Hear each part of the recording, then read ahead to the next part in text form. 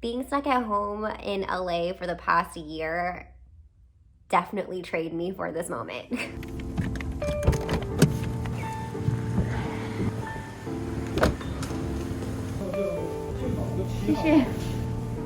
What a long journey. I'm so home.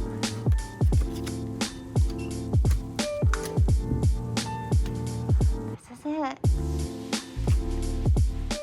All right. Hey everyone, this is Crystal. Today we're doing our second video on my trip to Taiwan during COVID. If you missed the first one, check it out. I'll leave a card up above.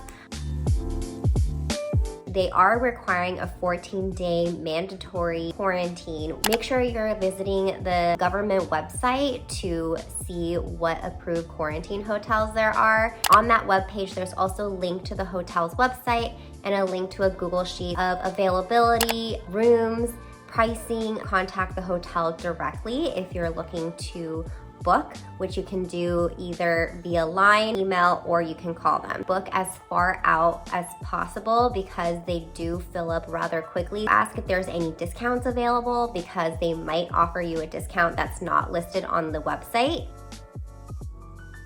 I wanted to book a room that was at least 9 ping. I wanted to have a window so that I didn't feel so claustrophobic, bathtub, a proper desk and chair. I was going to be working quite a bit, a TV that could be placed near the desk if I needed to because my plan was to use it as a second screen. Some nice to haves were additional seating like a couch or something. A view would have been great since I was stuck inside for 14 days. I also knew that I was going to be filming, so I kind of wanted it to be aesthetic, and a balcony would have been nice so that I could get some fresh air. I wanted all of this for under 6,000 NT per night. So I actually put together a pretty exhaustive Google Sheet and narrowed down my choices to the top 5. The one that I actually landed on was Yusense Hotel. Yusense Hotel met all of my requirements. They ended up giving me a discount too. So the original cost that they listed the room for was 5,200 NT, but they gave me a discount to 4,200 NT per night, which comes out to about $150 US. The hotel itself is pretty new. It's newly constructed within the last 3 years or so.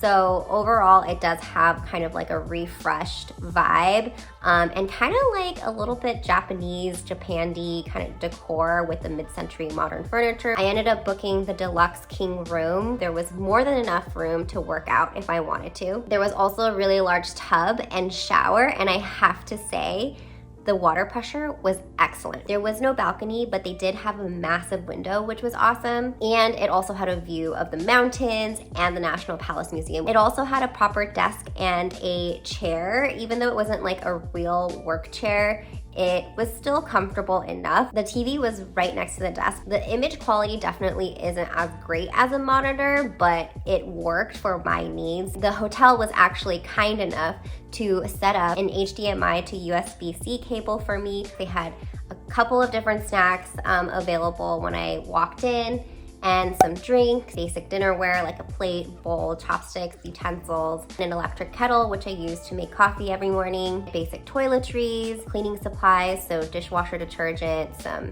laundry detergent, and some alcohol disinfectant spray. They also gave me some surgical masks, which came in handy once I was leaving the hotel. Plenty of storage throughout with a dresser as well as a closet. The internet is definitely fast enough to stream and even upload YouTube videos, but sometimes when there are a lot of people using it at the same time, it can be a little slower. So they did also offer me an Ethernet cable. I also had blackout curtains, which were essential because I was actually working and living LA hours while I was in quarantine. So that meant that I had to go to sleep at 3 p.m. and then wake up at 11 p.m. for work. I was required to report my temperature twice a day to the hotel, which I texted to them over line. This is also my primary way to contact concierge if I needed anything, and they were always really quick to respond, even at odd hours of the night. So they are available 24 hours a day. Breakfast, lunch, and dinner are delivered at a set time for all the guests. And overall, the food was pretty good. There were some really, really good meals.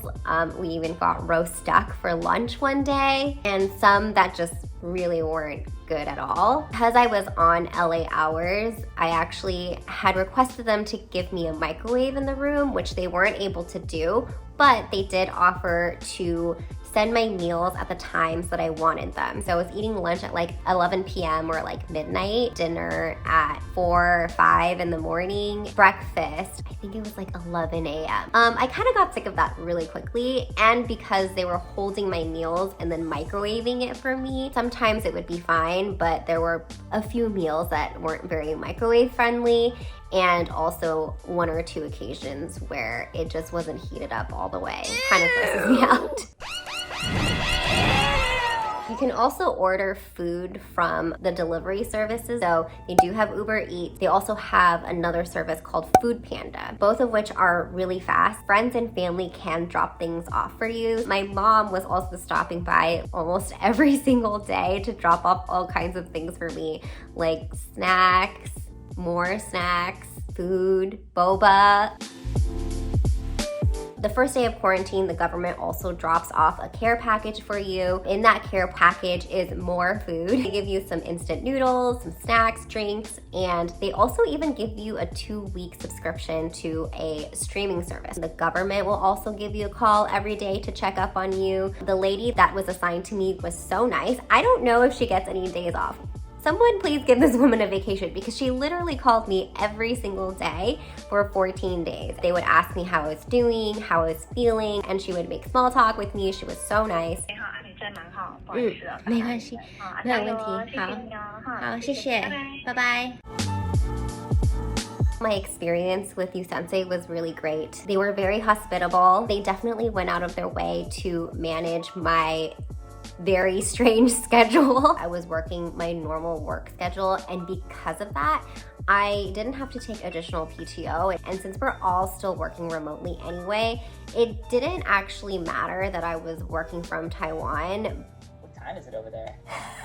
I feel like that's like the most commonly asked question these days. It is 2:30 in the morning. Oh my gosh. I just basically never adjusted to Taiwan hours. I've just been sleeping LA hours. Working off of a 15 or 16 hour time difference did kind of take a toll on my body. Just eating like heavier meals at like odd hours of the day just felt like my body was not handling it very well. I don't love the pasta that I'm eating. It's kind of cold because I accidentally left it out, and now it's cold, and honestly, it's just not that good.